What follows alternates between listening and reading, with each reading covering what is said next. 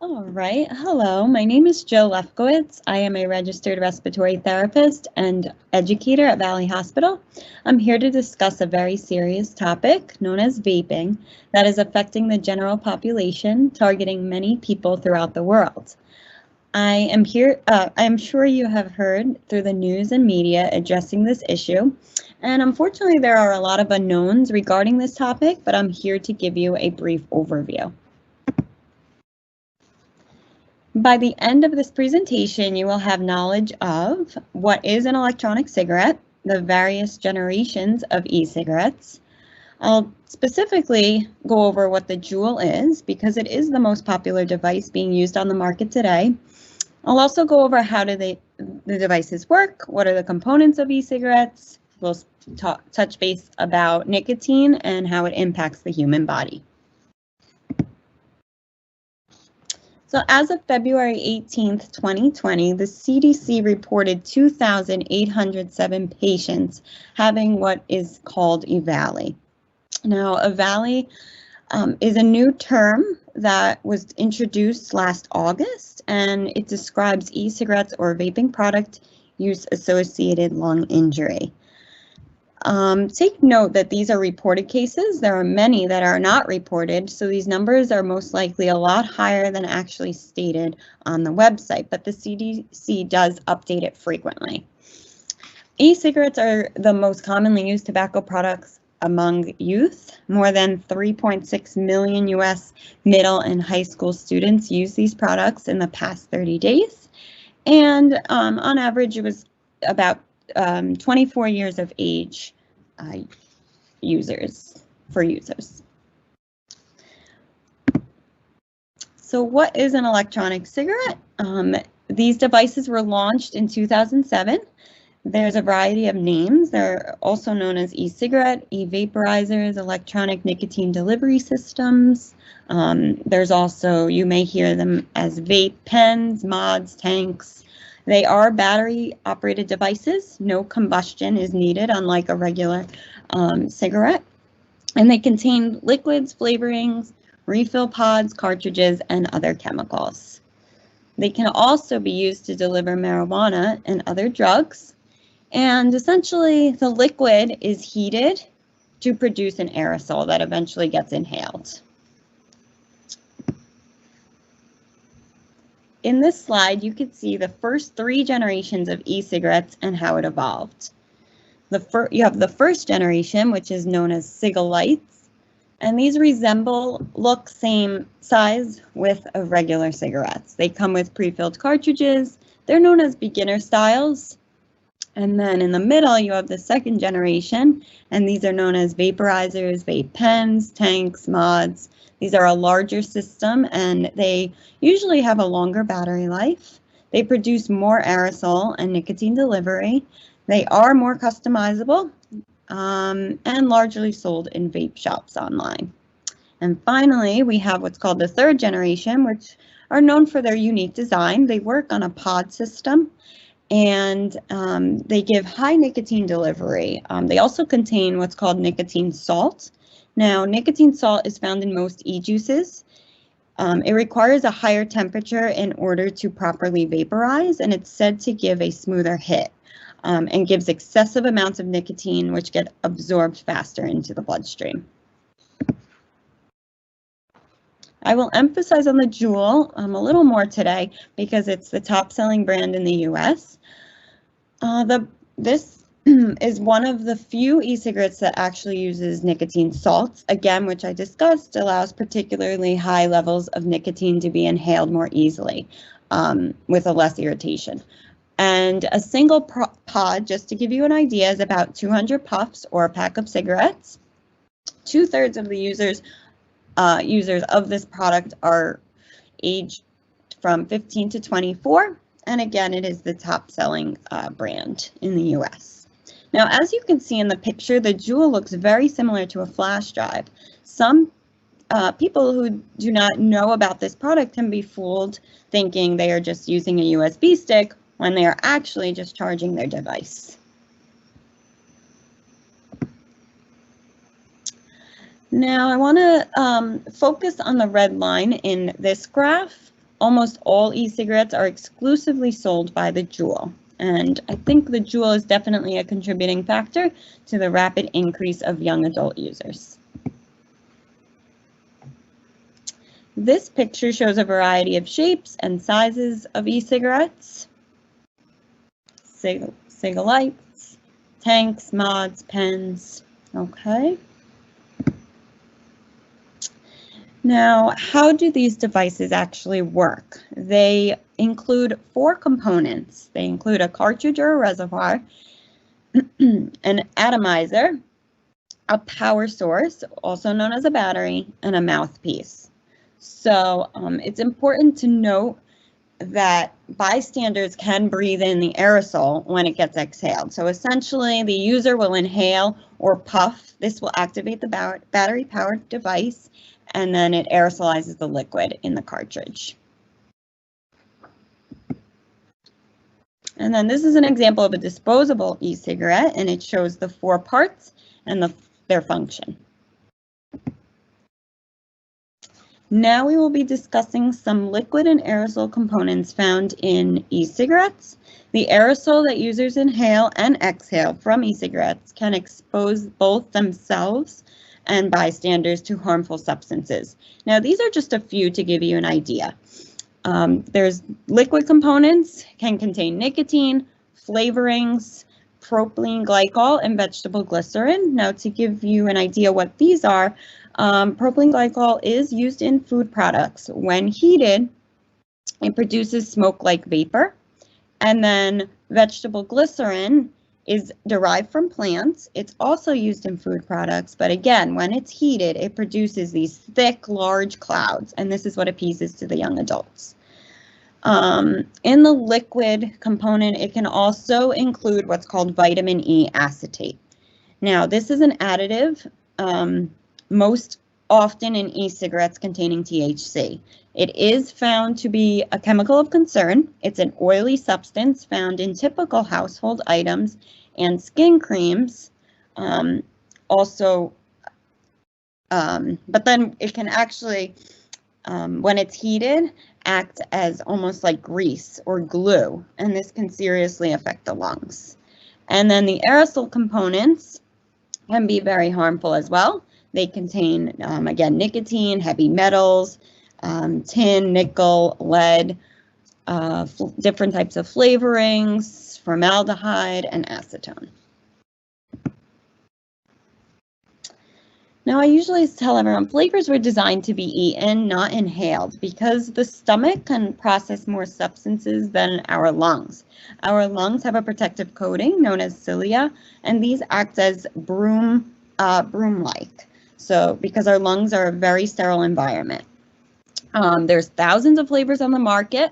68% of high school users use flavored e-cigarettes. Some of the flavors can be chocolate, menthol, candy, cinnamon, vanilla, and different things like that. In a little while, I will be discussing popcorn lung, which also has to do with flavorings. So one form of vaping is known as dripping. So instead of inhaling from the e-cigarette mouthpiece, some people are applying the e-cigarette liquid directly to the battery-powered coil. As a result of this, it heats the liquid to a higher temperature and produces those thick vapor clouds, and also is said to give a stronger hit to the back of the throat when it gets inhaled.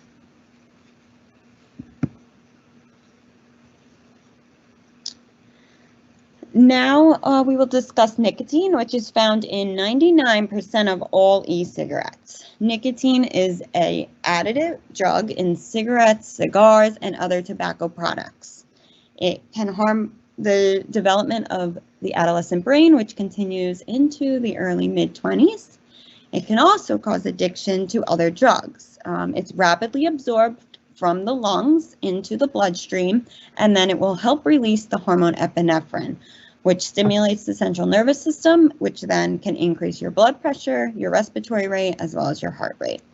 And this actually activates the brain's reward system, so that's why the user wants to keep puffing on that e-cigarette.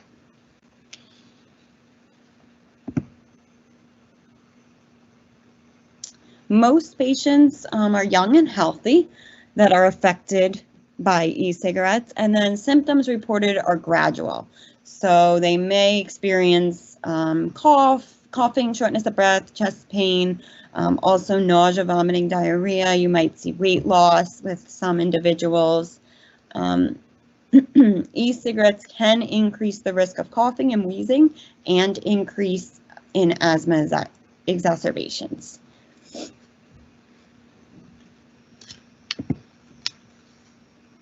Now we will be discussing popcorn lung, which I mentioned earlier. Popcorn lung got its name when workers in the popcorn factory began breathing in what's called diacetyl. Diacetyl is an organic compound. It's a yellow or green liquid, and it comes along with an intense buttery flavor. And this is the chemical linked to serious lung disease. Popcorn lung also, it's a debilitating irreversible respiratory disease. It scars tiny sacs in your lungs called alveoli, and this could lead to excessive coughing and shortness of breath. Now, if you look at the picture, on the right is the lung that has the constriction, and that's the one that has the popcorn lung. As you can see in this graph, September 2019 had the most hospital admissions due to a valley. Fortunately, hospital admissions dropped significantly. However, we are still seeing patients coming in having lung issues related to vaping and e-cigarette use.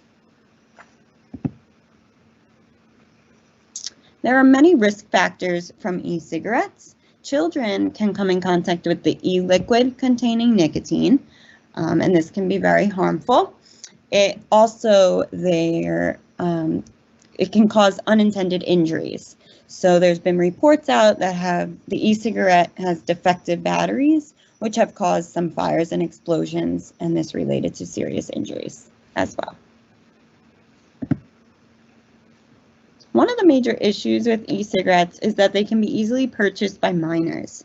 So the figures above demonstrate when an individual visits any vaping site, it prompts you to answer the question simply, are you 21 or older?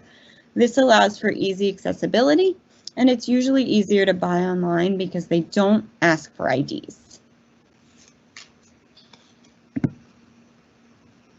And here are some examples of how vaping companies use their flavors to attract people.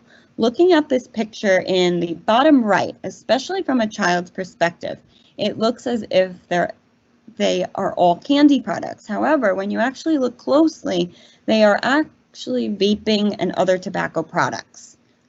So you could see how some kids would want to try these products. And sometimes the companies may display them as having 0% nicotine, even though they actually contain nicotine. And you could see they use bright colors to attract the younger individuals. Price also plays a big part in the increase of e-cigarettes use among users. They are relatively easily affordable and accessible. They're sold online, they're sold in convenience stores, as well as vape shops.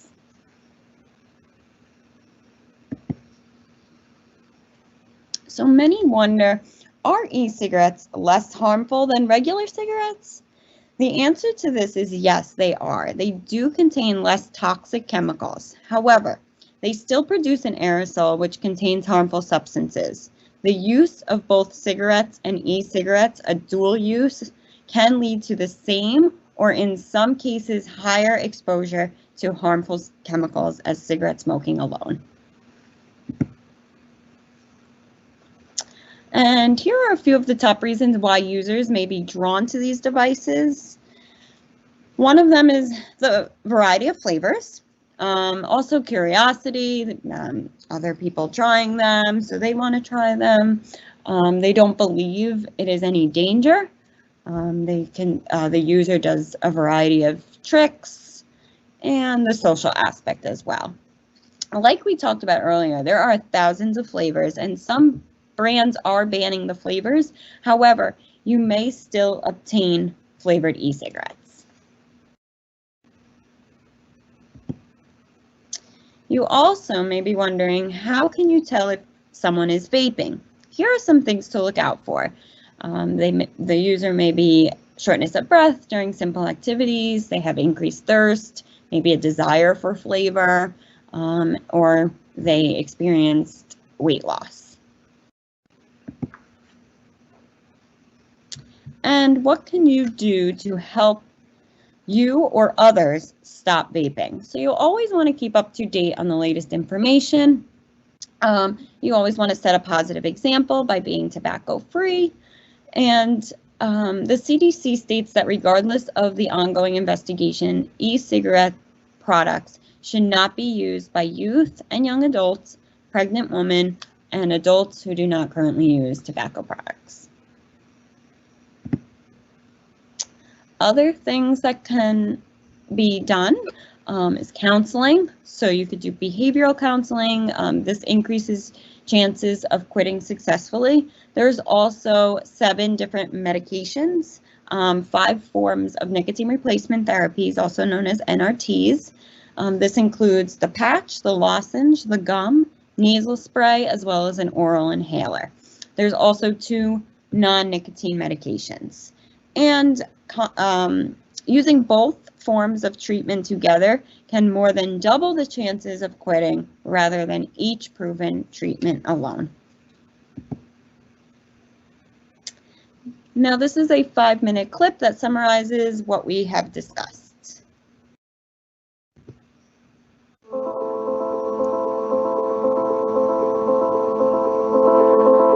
E-cigarettes like this Juul device have been around for over a decade, and we still don't know what the long-term health effects are, like what the flavor or propellants are doing to the lungs.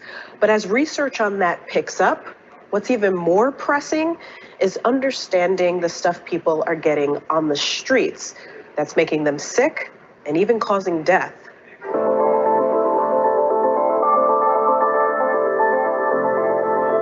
This is a diesel one. Yeah, this is a sour diesel. And this is natural. So I'll take these 2. Yeah. Pulmonary scientist Irfan Rahman has been studying what electronic cigarettes are doing to the lungs. Rahman's team found and published that the combination of nicotine, flavors, and propellants in e-juices changes cells in the lungs. Anything goes in the lung, it has to be pure. Lung is not meant for these chemicals. There's a growing body of research like this, showing that while vaping may be less harmful to the body than smoking, it's not exactly safe because it may affect the lung's ability to protect against foreign agents. Lungs and genetics expert Ronald Crystal did a small study with non-smokers who have never vaped and gave them electronic cigarettes with a very small amount of nicotine. What did you see? There were biologic changes. And then what's clear is that if you vape, you are going to change the biology of the cells lining your airways. Of course, the important question is, does that lead to disease? Nicotine itself probably changes the biology of the airway cells. Of probably more concern are the contaminants, and that is the flavoring that goes into it, the propellants that go into it. Which brings us back to Rahman's work. He's showing us what damage to cells over time did to this lung. This is human dark black lung with patient with COPD. A condition often a result of chronic smoking. And this is a normal lung. Health officials across the country are trying to understand an outbreak of disease affecting lungs that's anything but normal and is disproportionately impacting 13 to 34-year-olds. It's called EVALI, that's e-cigarette or vaping-related lung injury. The CDC says vitamin E acetate oil was found in more than 50% of the illegal cartridges collected from people sickened by them. Rahman's lab is one of several tasked with studying the bootleg THC. And we have been analyzing those cartridges, liquids, and finding chemicals which are completely different than the regular e-cigarette juices. Rahman says another concerning compound he found in the illegal THC were hydrocarbons, which are also found in diesel fuel and soot. Here you can see the bootleg cartridges are filled with a dark, thick as molasses liquid. The other cartridge is a store-bought CBD solution. They used the machine to test the bootleg THC juice on lung tissue. Almost all cells died 1 to 3 puffs, all dead. Whereas when we use CBD cards or regular e-cigarette juice, we had 90% survival. But what you're saying is the bootleg stuff is straight up damaging the cells. Yes, an acute effect, we never saw that kind of effect. This is something very surprising to us. We saw complete cell death. After 1 to 3 puffs of different cartridges, different cells, lung cells. Turning lung cells black, similar to the darkness seen in the lung with COPD. But that was damage that took years to create. The research on EVALI is flowing in rapidly as people try and discern what's safe and what's not. These experts who study the lungs say, protect them at all costs.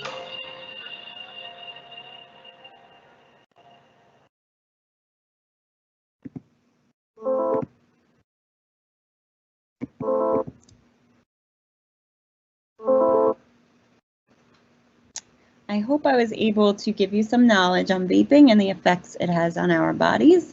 Again, there are a lot of things we do not know yet, so please don't be this brat.